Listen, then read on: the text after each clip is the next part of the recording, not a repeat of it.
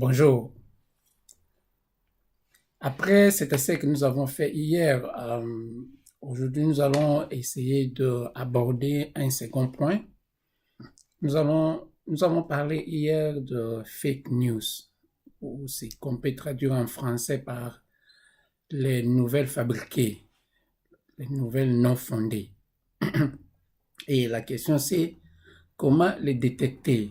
Et devant ces fake news, comment faire pour essayer de se prévenir pour ne pas être envahi par ces fake news. Parce que les fake news ressemblent aux criquets géants dans la savane qui peuvent envahir tout le monde. Surtout que nous avons dit le point de départ, c'est que nous étions sur ce qu'on appelle l'autoroute de l'information et des communications. Cette autoroute-là qui fait à ce qu'on peut mettre n'importe quoi et on peut aller puiser n'importe quoi. Maintenant, il faut se prévenir de certains filtres. Il faut se filtrer. On ne peut pas tout avaler, on ne peut pas tout mettre. J'ai dit hier, par exemple, qu'il y a tout ce danger que nous avions actuellement lorsqu'on utilise, par exemple, le Wikipédia, qui est une encyclopédie en ligne où un chacun peut mettre ce qu'il veut dans cette encyclopédie-là. Et j'ai dit qu'ici au Royaume-Uni, dans le système académique, d'ailleurs, il n'est pas permis de citer le Wikipédia. Et il n'y a pas que parce que nous parlons de l'Internet ou nous parlons des nouvelles technologies de communication, mais même dans nos villages aussi. Vous savez que dans nos villages, lorsque on joue au tam-tam ou lorsqu'on va danser, le tam-tam, on ne le donne pas à n'importe qui pour le mettre entre ses cuisses et commencer à le battre. Et puis, de loin, on sait analyser qui est le batteur qui est en train de battre le tam-tam. Et les gens vous diront, c'est intéressant parce que le tam-tam lui-même est un message.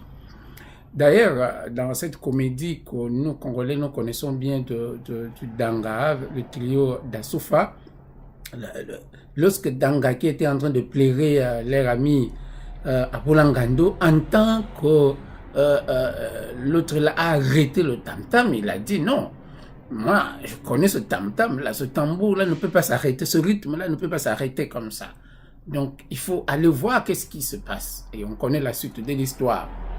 Et je vais utiliser en disant qu'on va parler de fake news. Je vais utiliser un mot anglais parce que actuellement l'anglais va ensemble avec l'internet et ensemble avec l'informatique. C'est un peu le nouveau latin.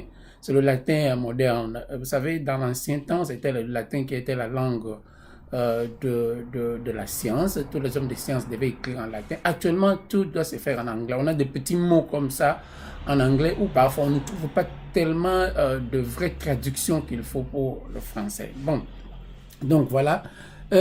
Alors, qu'est-ce que nous devons faire? Nous disons que hier, on nous a appris dans ce training-là comment faire le bon usage de l'informatique ou le bon usage de l'Internet, de Facebook et de Gmail, de Google.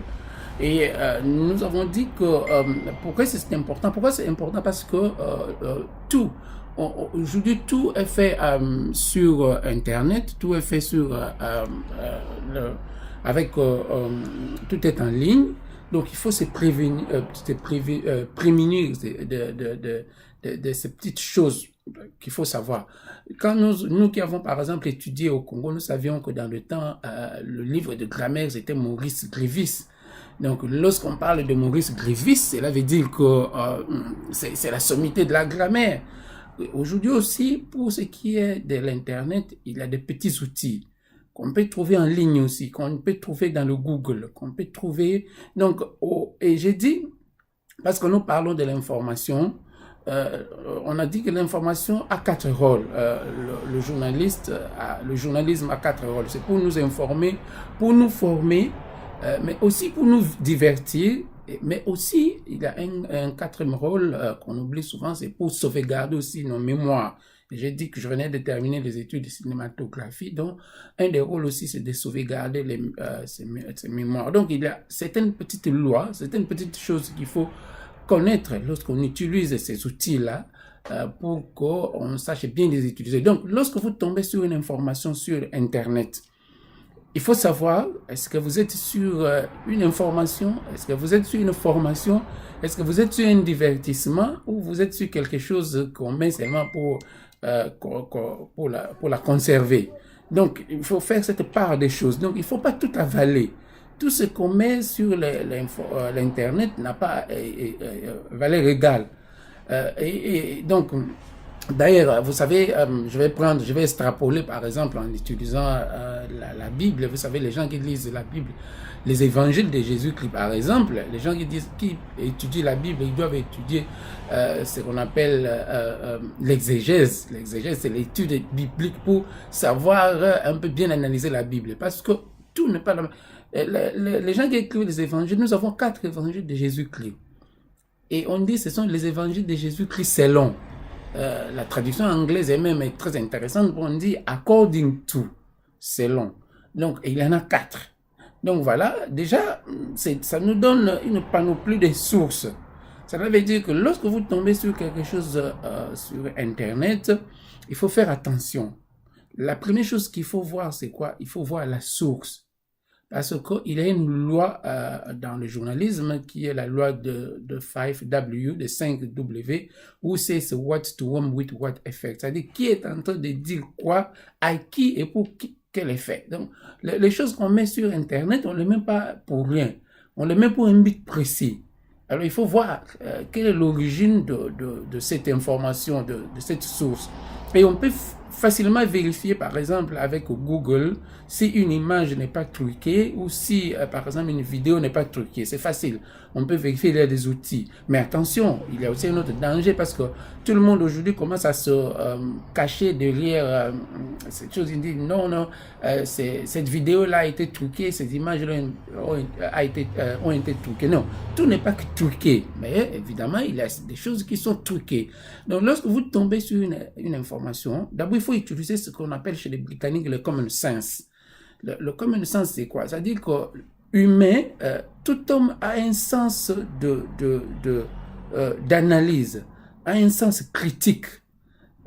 Qu'on ait été à l'école ou non, on peut critiquer, on peut déjà voir comme ça sort un peu de l'ordinaire. On a vu par exemple cette information qui a fait le buzz un peu sur Internet où un aîné journaliste est sorti pour dire que Mobutu était né d'un parent togolais. Et là, vous vous dites, mais ça, c'est une histoire assez bizarre. On n'a jamais entendu une chose comme ça. Donc, dès que vous-même, déjà, votre common sense, votre sens commun vous dit déjà qu'il y a un point d'interrogation, il faut vous arrêter. Il faut vous arrêter et poser la question. Essayez d'interroger la source. Deuxièmement, c'est qu'il faut comparer. Dès que vous avez une information, dans le temps, comment se faisait des informations? Les informations sortaient à travers ce qu'on appelait des agences de presse, l'agence Reuters, et quand une information arrive dans une rédaction, on analyse. Et après, on fait diffuser ou on la fait publier. Mais actuellement, avec l'Internet, nous n'avons plus des analyses, nous n'avons plus des analystes. Nous sommes là, nous devenons nous-mêmes des analystes. Parce que lorsqu'une information entre dans le corps humain par les sens, par les yeux ou par les oreilles, normalement, cette information-là doit passer par l'estomac, par l'intestin grêle, par le gros intestin, descendre jusqu'au pied, faire des effets qu'il faut et revenir. C'est-à-dire qu'on doit raisonner. D'ailleurs, vous voyez dans nos villages, qu'est-ce qui s'est passé dans nos villages? Si vous venez avec un problème, vous voyez un vieux dans nos villages, il va vous écouter, mais il va vous dire, laissez-nous dormir d'abord. Pourquoi? Parce que quand on dort, on raisonne, on réfléchit, on analyse. Alors, on vient avec une approche, on vient avec une analyse. Donc, la même chose aussi. Aujourd'hui, on réagit. Le système en ligne nous a plongé dans une société, ce qu'on appelle le click-attitude. La click-attitude, c'est quoi? C'est que nous commençons à réagir comme si on était dans le clic. C'est-à-dire une information qui tombe, on réagit immédiatement. On n'a plus le temps de raisonner. Alors qu'une information doit se faire manager. Malheureusement aussi, nous commençons à avoir des communicateurs qui sont aussi dans le clic attitude. Même certains leaders politiques, prenons le président américain par exemple, il gère le pays avec le Twitter. Vous voyez ce que cela veut dire? C'est-à-dire qu'il lance des petits mots, il encaisse des petits mots, On ne sait même pas s'il a un cabinet pour raisonner. Donc, ce qui arrive, c'est qu'il dit parfois une chose et son contraire. Donc, mais ça fait partie de ce cercle dans lequel nous vivons. Donc, on a tellement dans notre route d'informations, on a tellement des informations qui nous arrivent. On a des données, on appelle ça comme ça des data, des données. Une information devient une donnée qu'on doit gérer. On a tellement de données qui nous tombent dans notre toile qu'il faut les disséquer. Il ne faut pas tout avaler. Il ne faut pas penser que tout ce qu'on met sur ta page Facebook, tout ce qu'on met sur YouTube, tout ce qu'on envoie sur ton WhatsApp, c'est une parole d'évangile. Non. Il faut comparer les sources. Même lorsque ça vient des grands médias comme la BBC ou comme la CFI ou la RFI, il faut toujours chercher d'autres médias secondaires pour essayer de comparer. On a vu par exemple qu'avant la guerre la guerre d'Irak, que les grands médias se sont fait tromper. Non pas seulement les grands médias, même la CIA. On a vu le général Colin Powell aller au Conseil de sécurité de l'ONU, où le premier ministre britannique Tony Blair allait au Parlement en démontrant que Saddam Hussein avait des armes de destruction massive. Alors que c'était une histoire montée de toutes pièces par quelqu'un qui allait demander l'asile en Allemagne, qui a cousu une histoire, et tout le monde a avalé ça. Et tout le monde, on est allé bombarder l'Irak, on est allé assassiner Saddam Hussein à base de fausseté. Donc voilà, la guerre en Libye aussi, c'est à partir de ces faussetés, à partir de ces fake news. Donc non pas seulement qu'on a des fake news, mais on commence à aussi avoir des fake dirigeants, des dirigeants qui avalent ça ou qui propagent ça. Donc vous tombez sur une fake news, sur une news, essayez de voir aussi les sources parallèles, il y en a beaucoup. Et une autre chose aussi, c'est que on a certains outils de vérification, certains outils de connaissances ou d'information globale. On a par exemple des encyclopédies. J'ai parlé tout à l'heure de Maurice Grévis. Mais on a des livres aujourd'hui où on dit par exemple en matière d'histoire d'Afrique. Je vais prendre par exemple l'histoire d'Afrique. En matière d'histoire d'Afrique, on a certains livres qui font partie des livres de référence.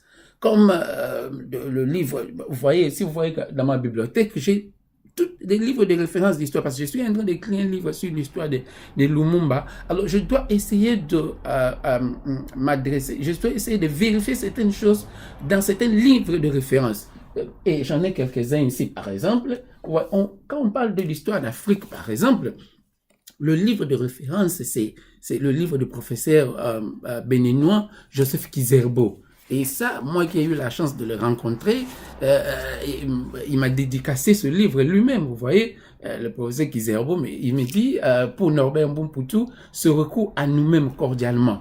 Donc le professeur Kizerbo, parce que vous savez, à propos de l'histoire aujourd'hui, il a cette parole de Lumumba dans sa dernière lettre à Pauline, à son épouse Pauline, que d'ailleurs le professeur Kizerbo reprend comme épigraphe dans son livre, c'est que l'histoire dira un jour son mot, l'Afrique écrira sa propre histoire. Donc, lorsque vous tombez sur quelque chose sur l'histoire d'Afrique, avant de dire quoi que ce soit, allez chercher l'ouvrage de référence, surtout écrit par un Africain, Joseph Kizerbo. Sur l'histoire du Congo, le livre de référence ou les auteurs de référence, nous avons le professeur Ndaiwel. Le professeur Ndaiwel, le livre a été maintenant traduit en histoire générale du Congo. Donc, quand vous tombez sur quelque chose, allez prendre le livre de Ndaiwel, ou aujourd'hui avec les médias sociaux, il est possible de vous connecter avec le professeur Ndaiwel et lui poser la question, et généralement il répond. Le professeur Ndaiwel ou le professeur Elika Mbokolo. On connaît par exemple cette histoire sur cette fameuse lettre que Etienne Tshisekedi aurait écrit à Kalonji. Même si la lettre est citée par exemple par Lou de DeWitt, certains disent c'est cité par Lou de, mais des historiens sérieux comme Ndaiwel n'en parlent pas. Donc c'est qu'il faut mettre beaucoup de points d'interrogation. Donc pour ce qui est de l'histoire du Congo, le livre de référence c'est celui de Ndaiwel. Des personnes de référence c'est le professeur Ndaiwel, le professeur Elinka Mboko et d'autres encore, qui sont des gens de référence qu'il faut toujours consulter. Je prendrai encore pour l'histoire du Congo. Actuellement, il y a le livre écrit par mon ami le Belge David Van Reybrouck. Mais qu'est-ce qui est intéressant dans ce livre ici, c'est que David Van Reybrouck fait une réactualisation de l'histoire du Congo à partir des interviews. Il interviewe d'abord des Belges et puis des Congolais. Donc c'est une histoire un peu actualisée. C'est une histoire où je pourrais dire des acteurs et des témoins de l'histoire du Congo. Très intéressant. Donc, et là, la traduction anglaise est encore beaucoup plus intéressante parce qu'il dit Congo, the epic history of a people. C'est l'histoire épique d'un peuple. Donc voilà, c'est ça, c'est une histoire de référence, c'est un livre de référence. Lorsque vous tombez sur une question sur l'histoire du Congo, allez voir un peu ce livre-là. Et parce que nous parlons de Lumumba, je vous dis, il y a un livre pour moi qui est un livre de référence, même un livre de chevet, c'est le livre du professeur Thomas Kanza, Conflict in Congo, The Rise and the Fall of Lumumba. Parce que Lumumba a eu dans son gouvernement 2 universitaires, Bomboko Justin qui était le ministre des Affaires étrangères et Thomas Kanza qui était le ministre délégué à l'ONU, notre premier ambassadeur à l'ONU. Et des deux, il n'y a que Thomas Kanza qui a écrit. Et ce livre est très intéressant parce qu'il regarde, il analyse un peu le gouvernement de Lumumba, du dédain. Il dit, par exemple, il dit, when I talk of Kasavubu, Lumumba, Tshombe, Mobutu, Bomboko, Kalonji, Nindaka, Munongo, Gizenga, Mulele, Kamitatu, Benye, Sumialo, Kashamua, and the rest, I shall be talking of them as I knew them, not as they may be known to the world through the mass media. Il dit ceci, lorsque je parle de Kasavubu, Lumumba, Tshombe, Mobutu, Bomboko, Kalonji, Nindaka, Munongo, Gizenga, Mulele, Kamitatu, Benye, Sumialo, Kashamura et tout le reste, je parlerai d'eux comme je les ai connus, mais non pas comme on parle d'eux dans le mass média. Parce que les mass médias, le journalisme, il y a une loi dans le journalisme qui dit ceci. Quand il y a information dans le journalisme, il y a l'information dans le journalisme lorsque un homme a mordu le chien. C'est-à-dire quand il y a quelque chose d'inhabituel. Il n'y a pas d'information dans le journalisme lorsqu'un chien a mordu un homme. Ça, c'est pas une information, c'est normal. Il faut chercher quelque chose d'anormal. Donc, donc dans ce cas, on avale ce que les journalistes nous disent. Parfois, il y a des choses anormales. Et lui dit, il va parler d'eux, non pas comme le font les journalistes, mais comme il les a connus. Et effectivement, quand vous lisez ce livre ici, comme il dit, c'est difficile parce que les morts sont morts. Et il est parfois difficile en matière d'histoire de savoir ce qui s'est exactement passé ou ce qui a été exactement dit. Parce que les morts, lorsqu'ils meurent, ils ne reviennent plus pour redire, pour contredire. Donc, et Dieu merci que ce livre de Thomas Kanza venait d'être traduit en français. Je venais d'acheter mon édition, ma version française. Très intéressant. Donc, ce sont des livres, ça fait partie des livres de référence. Donc, lorsque vous tombez sur une information sur Lumumba, essayez de voir ces livres de référence. Quand vous tombez sur une information sur le net, sur Internet, essayez de voir des références, essayez d'aller sur le Google pour essayer de voir est-ce que cette information-là est vraie ou cette information-là est fausse. J'ai aussi un autre, ici au Royaume-Uni où je vis, je suis un petit spécialiste dans le projet Henry Morton Stanley et surtout le projet au nord du pays des gars de Congo Boys, les 2 jeunes gens congolais qui ont été amenés ici en 1884 par un pasteur gallois qui s'appelait William Hughes. Et ces 2 jeunes gens, avec ce pasteur, l'avaient fondé au nord du pays des Galles, de Congo Institute of Wales. Donc, mais pour ce qui est d'Henry Morton Stanley, le livre de chevet, le livre de référence actuellement, c'est celui de Tim Gill. Stanley, The Impossible Life of Africa's Greatest Explorer. Et qu'est-ce qui est intéressant dans ce livre? C'est la dernière biographie révisée d'Henry Morton Stanley. Pourquoi? Parce que quand vous lisez toutes les biographies d'Henry Morton Stanley, ou quand on écrit sur Henry Morton Stanley, tous ces biographes-là n'ont pas eu accès à ces livres-ci, aux derniers archives d'Henry Morton Stanley qui étaient dans sa grande maison au sud de Londres, qui ont été vendus à la Maison Royale Belge, qui sont aujourd'hui au musée de Tervuren. Il est le seul, le premier à avoir eu assez. Donc, il vient corriger un certain nombre de choses dans l'histoire même de Stanley. Par exemple, quand Stanley écrit lui-même qu'il a livré 50 batailles, qu'il les a toutes remportées, il faut mettre des bémols. Parce que c'était le genre littéraire à l'époque, lorsqu'on écrivait, il fallait se montrer qu'on était un héros. Stanley était en train de voyager dans une région où personne n'avait des informations sur cette région-là, le Congo.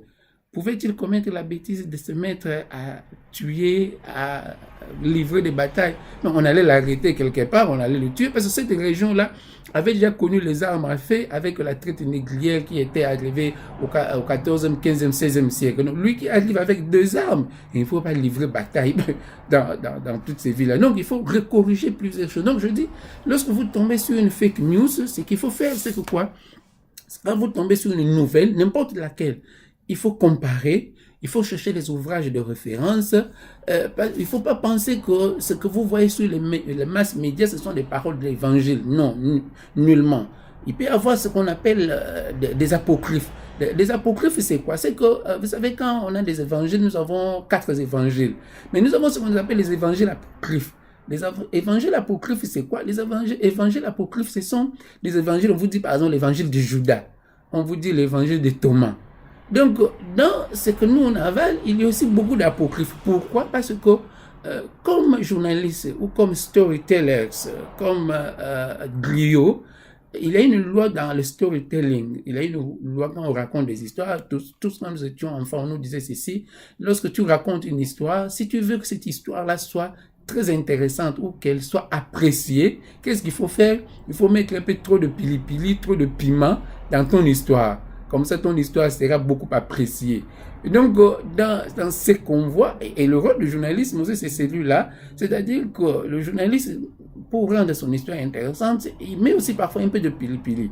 Donc, calmez-vous lorsque vous tombez sur une histoire, parfois vous tombez sur une fake news, essayez d'analyser, essayez de voir les sources secondaires, essayez de voir des ouvrages de référence, essayez de Google pour vérifier si ce que vous lisez est vrai ou est faux, essayez de questionner, essayez d'utiliser l'Internet pour vérifier. Parce que l'Internet, c'est une banque de données, une base de données. Il y a plusieurs données qui sont à l'Internet. Et utilisez aussi votre common sense. Et puis, lorsque vous pensez que vous n'êtes pas sûr, essayez d'interroger des spécialistes. Il existe certains spécialistes. Comme je dis, si aujourd'hui vous écrivez sur l'histoire du Congo, mais il faut interroger le professeur Ndaïwel si vous n'êtes pas sûr de ce que vous dites. Donc, évitez certaines affirmations, et on en a comme ça, où vous tombez sur certaines affirmations, vous vous dites, mais qu'est-ce qui se dit là? Qu'est-ce qu'on se fait? Donc, maintenant, par exemple, nous approchons les campagnes électorales. Vous allez voir qu'on va entrer dans ce qu'on appelle en politique la démagogie. Et puis, ça n'a pas commencé seulement avec les politiciens, avec la démagogie. On avait dans le temps, avant qu'on puisse avoir l'Internet, on avait ce qu'on appelait comment est-ce qu'on était en train de manipuler les informations avec ce qu'on appelle la désinformation. La désinformation, c'est quoi? C'est le fait de mal informer un adversaire pour que cet adversaire puisse mal réagir. Quand on va en guerre, par exemple, la guerre, on utilise la désinformation. Les gens qui ont analysé, par exemple, la guerre de l'AFDEL ou la guerre de Rwandais savent que les Rwandais utilisent beaucoup la désinformation. C'est-à-dire quoi? Ils se mettent sur une colline, ils appellent un général qui se trouve au bas de la colline, ils lui disent, regarde, tu nous vois, nous sommes là, on te voit, on veut t'assassiner, mais nous avons pitié de toi. D'ailleurs, tu es déjà entouré. Donc, ta vie sauve actuellement, tu n'as qu'à tout laisser et tu n'as qu'à t'enfuir. Et ça, c'est la désinformation. Donc, la désinformation, aujourd'hui, les politiciens ils vont utiliser ça, ils utilisent la démagogie parce que les hommes aiment avaler des discours démagogiques. Ça n'a pas commencé seulement maintenant. On a vu ça pendant les indépendances chez nous. Les politiciens arrivaient chez nous avec la main dans la poche, disant qu'ils avaient l'indépendance dans la poche. Et quand on disait à Bolikango, montrez-nous l'indépendance, ils disaient non, les Bakongos vont la voler. Et il dit, après l'indépendance, quand nous serons indépendants, les feuilles de manguier allaient se transformer en argent. Et les gens croyaient. Les gens ont cru qu'après les indépendances, les morts allaient revenir. Donc voilà, tout ça, ce sont des discours démagogiques. Donc actuellement, nous serons devant les politiciens qui vont venir avec beaucoup de discours démagogiques. On a vécu maintenant, on nous a parlé par exemple des 5 chantiers On ne les a jamais vus. On nous a parlé du grand projet de Bokanga Lonzo. Il semble qu'on a fermé ce projet-là. Donc, pourquoi? C'est parce qu'il n'y a pas eu une bonne évaluation de ce que nous, on a avalé.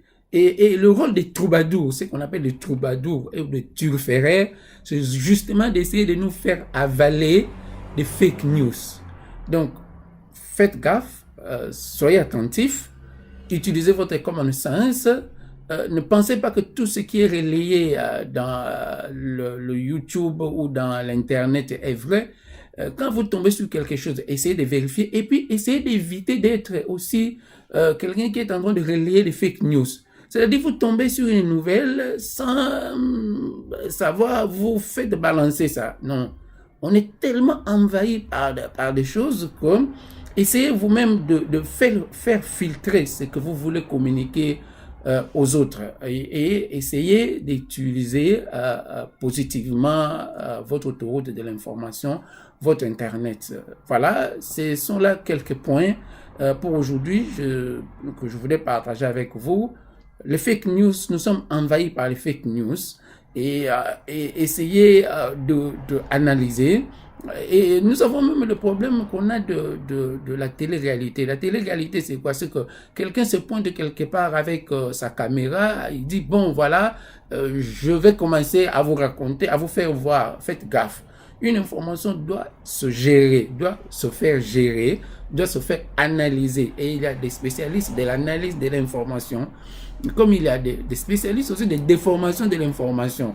Il ne faut pas avaler n'importe quoi. Prenez le temps de vérifier, prenez le temps de consulter, prenez le temps de consulter certains ouvrages de référence. Donc, voilà, nous sommes envahis par les fake news, mais nous avons une chance énorme actuellement parce que nous avons beaucoup de sources d'informations, nous avons beaucoup de sources de formation, nous avons beaucoup d'outils.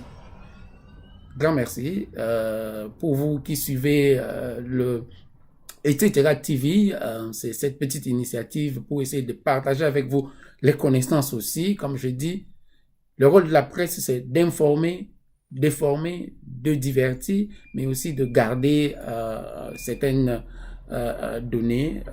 Et nous allons de temps en temps essayer de débattre avec vous, d'échanger avec vous. C'est un petit point pour nous arriver aussi à comprendre comment va le monde, comment avance le monde devant nous. Ok, merci, bon week-end chez vous, bye bye, Norbert.